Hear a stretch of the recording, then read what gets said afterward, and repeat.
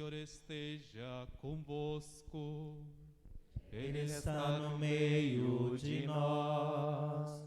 Proclamação do Evangelho de Jesus Cristo, segundo São João. Glória a vós, Senhor.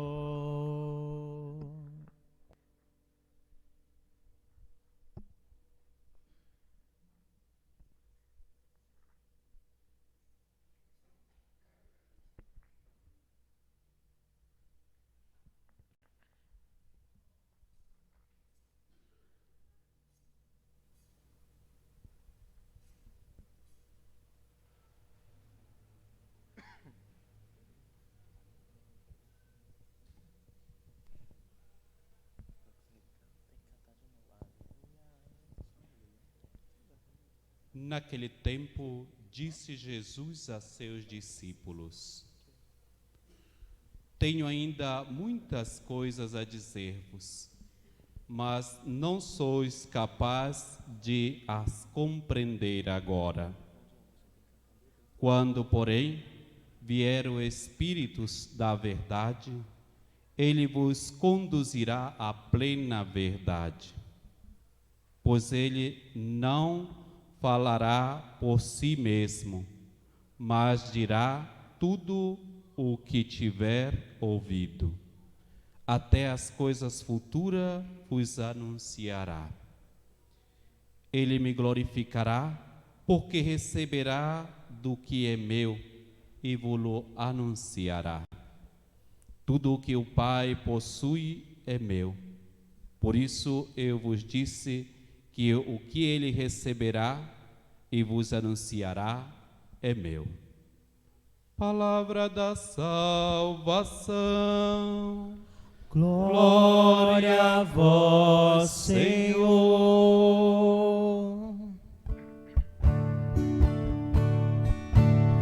Aleluia, aleluia, aleluia, aleluia, aleluia, aleluia, aleluia, aleluia.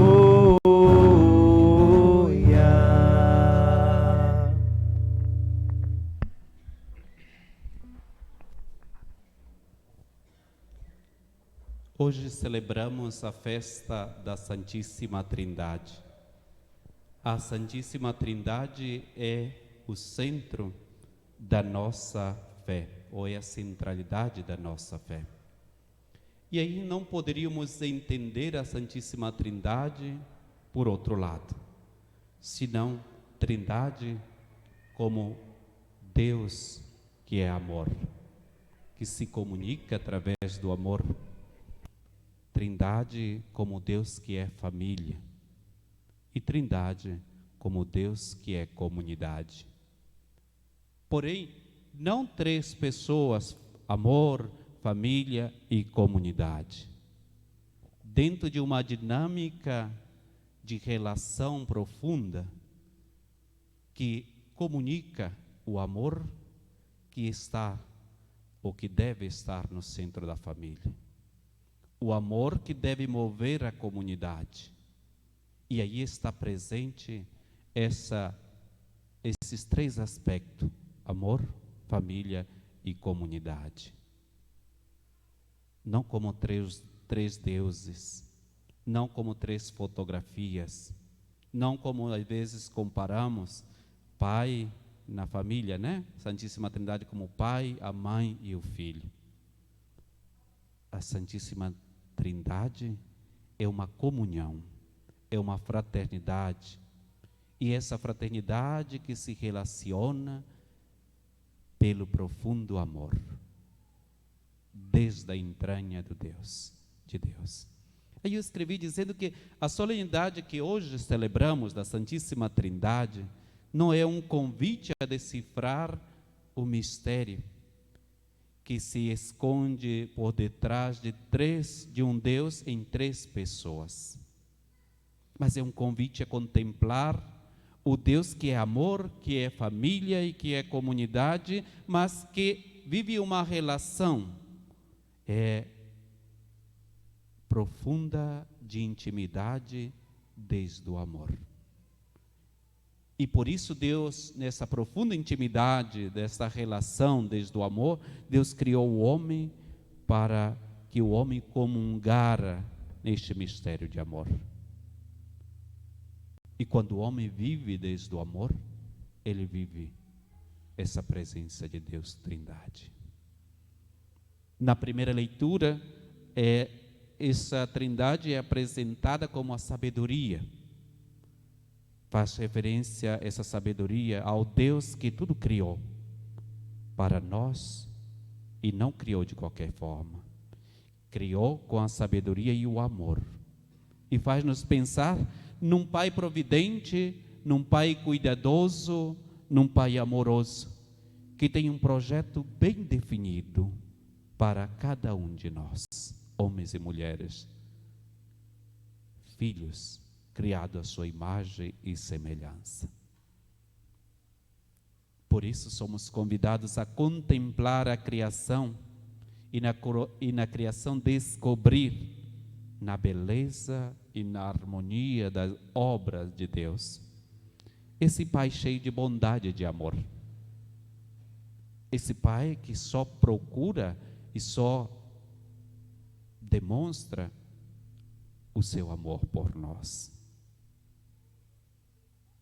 Muitas vezes somos capazes de nos sentir provocados pela criação, de forma que, através dela, possamos descobrir esse amor e a bondade de Deus. Mas muitas vezes nem descobrimos na criação este amor e a bondade de Deus. Olhando com amor e carinho para a obra de Deus, deveríamos, pois, descobrir aqui, aprender que o homem não deve se sentir como um concorrente de Deus, nem Deus um adversário do homem, mas deveria ser ao contrário, né? O homem compete reconhecer o poder e a grandeza de Deus e entregar-se confiante nas mãos de Deus, ou seja, abandonar-se na mão do Pai, que tudo criou com cuidado, com amor, com carinho, e que tudo nos entrega a cada um de nós para nosso bem, para nossa vivência, para nossa felicidade, nos entrega tudo que criou por amor. Nada contra a vontade, nada de qualquer forma. Ele faz tudo o que ele faz bem, com sabedoria e por amor. Por isso, irmãos e irmãs, somos convidados a entregarmos, abandonar-nos na mão dele, na mão de Deus. Não como adversário, mas como crianças que confiam incondicionalmente no seu Pai. Quando a criança não conhece a pessoa que o abraça, que o carrega, às vezes ela chora, né? E quando a gente brinca de jogar a criança para cima, se a criança não tem confiança, ela vai chorar mais ainda, né? Que já é um risco.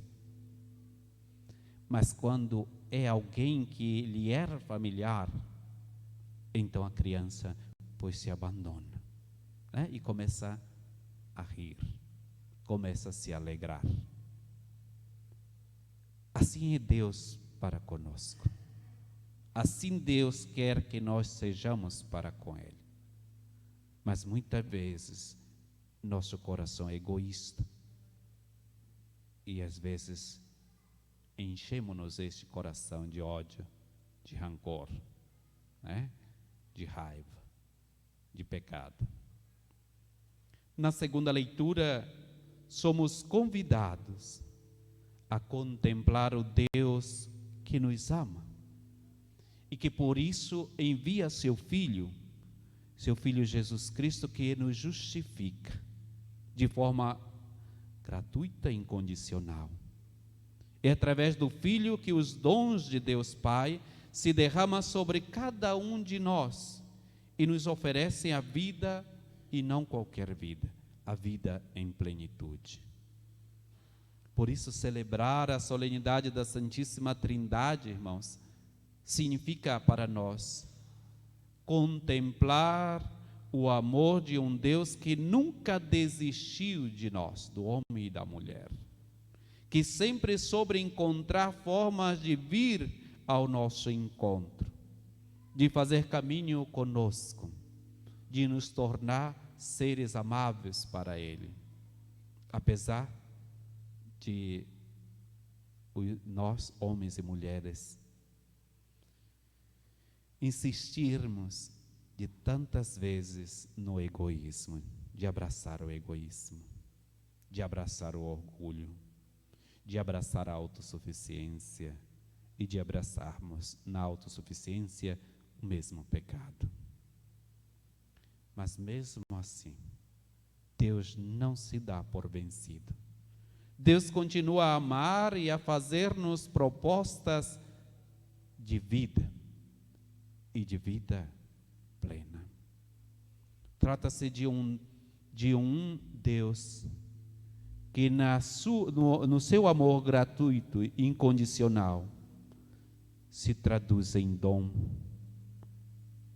mesmo que nós não tenhamos merecimento, mas Ele faz tudo para nos presentear com a felicidade, e uma felicidade plena. Por isso, a vinda de Jesus Cristo, a sua encarnação no meio de nós, a nosso encontro, é a expressão plena do amor de Deus, que é o sinal de que Deus não nos abandonou e nem nos esqueceu, mas é um sinal da presença da Trindade Santa, que se revela no Filho e no Espírito Santo. E aí, na vinda do Filho do Homem, na nossa carne, vemos então que Deus apresenta a nós o seu amor desde a fragilidade humana do Filho que, sendo Deus, renuncia ao poder de Deus e vive a fragilidade, chegando à morte. E na morte Ele mostra a Deus para nós a grandeza de que Ele vence a morte. E vencendo a morte, nos dá o presente da felicidade eterna. Então, se nós formos fiel a Deus, o nosso prêmio é a eternidade, a ressurreição, a vida plena.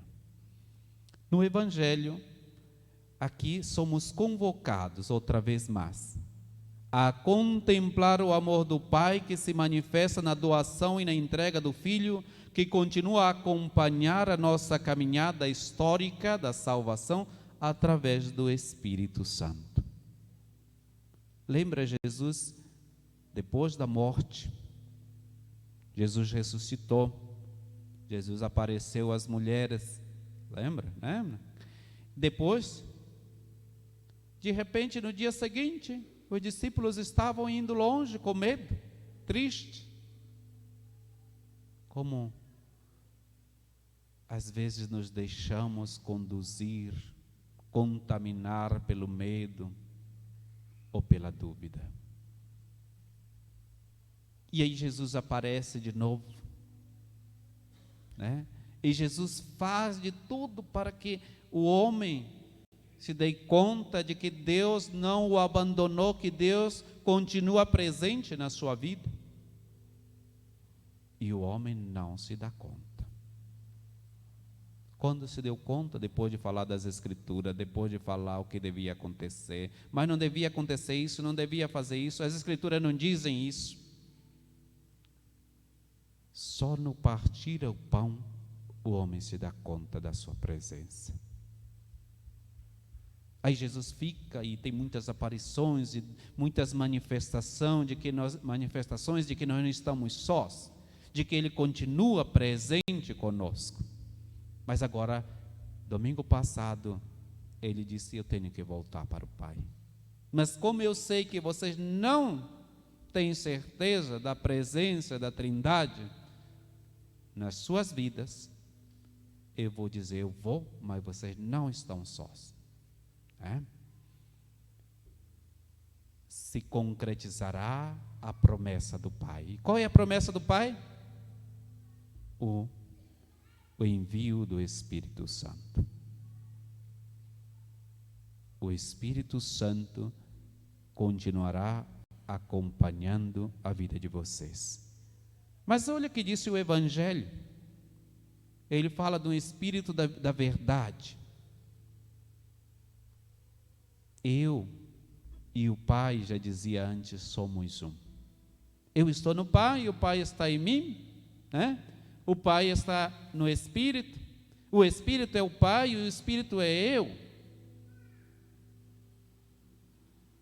Nós nos relacionamos e nós vivenciamos esta comunhão, esta fraternidade. Por isso ele disse, esse Espírito da verdade lhes vai comunicar tudo o que o Pai me comunicou. E tudo o que o Pai me comunicou, Ele vai comunicar. E coisas que o Pai me comunicou, que eu não comuniquei a vocês, Ele vai comunicar. Porque eu e o Pai somos um. E Ele também é um no Pai, o Espírito Santo. Então, não podemos viver divididos, fragmentados. Nós somos uma unidade. Ele vai comunicar algo que o Pai me comunicou. Ele vai lhes comunicar algo que o Pai me comunicou. Porque o que está em mim está no Pai. O que está em mim está no Espírito. O que está no Espírito está em mim. E o que está no Pai também está em mim. Porque eu sou Deus e Deus é eu. E daí, se vocês lembram que nós somos criados à imagem e semelhança de Deus, nós fomos criados como Deus. Ele não nos criou diferente dele, porque Ele quer que nós vivamos essa unidade. E desde esta unidade, viver este amor. Amor mútuo. Então, Trindade não entendida como 3 fotografias, que eu já falei no início, né? Como 3 pessoas da família, pai, mãe e filho. Não é Trindade. Se a gente comparar assim, nós estamos negando a nossa fé. Porque eles são um. É o exemplo de 3 pessoas numa unidade, que vive e se relaciona na comunhão, na fraternidade, no amor. Mas é bom pararmos por aqui, porque a gente não consegue explicar a Trindade desde a razão. A Trindade deve ser vivida e entendida. Desde onde? Da nossa fé. Da nossa relação de amor com o Pai, com o Filho e com o Espírito Santo. Quando formos capazes de, como uma criança pequena, nos deixarmos, abandonarmos na mão de Deus, que é Trindade, que é comunhão, que é unidade, que é fraternidade. Aí termino só dizendo uma coisa para vocês. Na minha família, e eu acredito que na vossa família também deve ser assim. Pode ser que não tenha mais na cidade, né? Mas na minha família a gente tem um costume assim. Quando a gente sai de casa, a gente pede a bênção, para os pais. Quando a gente volta a casa, a gente pede a bênção também. E como somos abençoados? Só isso? Eu te abençoe? Ou Deus te abençoe, né? E a mãe dizia: Deus te abençoe em nome do Pai, do Filho e do Espírito Santo. O pai também dizia a mesma coisa. E uma senhora me perguntou um dia, como padre, que viu eu tomar a bênção da mamãe quando eu cheguei em casa de uma missa, e aí ela disse: e o senhor pede bênção ainda para sua mãe? Aí eu falei assim: antes de ser padre ela é minha mãe, e depois de ser padre ela continua sendo minha mãe, então ela tem a obrigação de me dar esta bênção, não é nenhum peso, e é minha obrigação também pedir a ela a bênção, E a mãe ainda é mais teimosa, porque hoje, quando eu volto da casa, às vezes na casa dos meus amigos, eu fico até 12, 1 da manhã, a gente fica conversando e tem alguma celebração, e mamãe não dormiu, ela está esperando eu chegar, para dizer esta relação da Trindade que nos acompanha nestes aspectos simples, que às vezes a gente não percebe, mas aí está a presença da Trindade Santa, porque não é a mãe que a abençoa, ela pede que a Trindade Santa nos abençoe, Esse é um costume que às vezes nós temos, nós trazemos, que nós vamos perdendo muitas vezes, na nossa casa, nas nossas famílias, e peçamos a Deus que nos ajude a enriquecer, com esta presença unitária nas nossas vidas. Assim seja. Deixa eu contar uma coisa de Santo Antônio, Amanhã é de Santo Antônio, e amanhã não vai ter missa aqui. Vai ter missa? Não vai? Então tá. Hoje eu celebrei lá no Santo Antônio de Roças Grandes, é só já um pedacinho.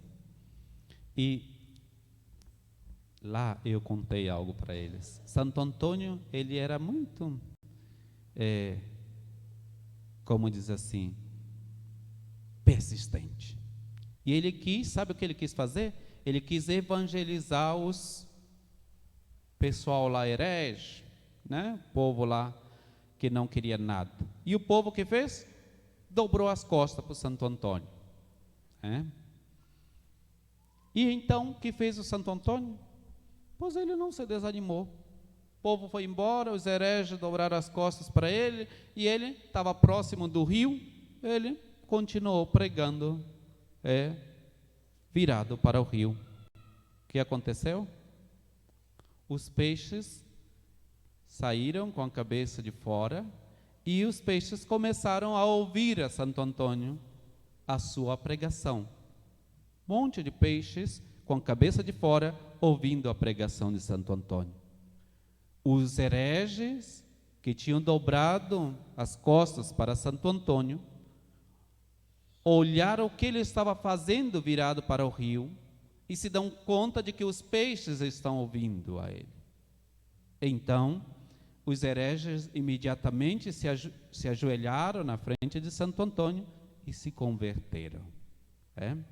Então, para dizer assim, um milagre de Santo Antônio, um dos milagres de Santo Antônio, dele tem vários, mas um dos milagres este, que nós aprendamos como Santo Antônio ser persistente, no nosso propósito de anunciar o Evangelho, e que nós saibamos ouvir a mensagem do Senhor, assim como os peixes ouviram, e também depois, em consequência dos peixes, os hereges. Assim seja. Onde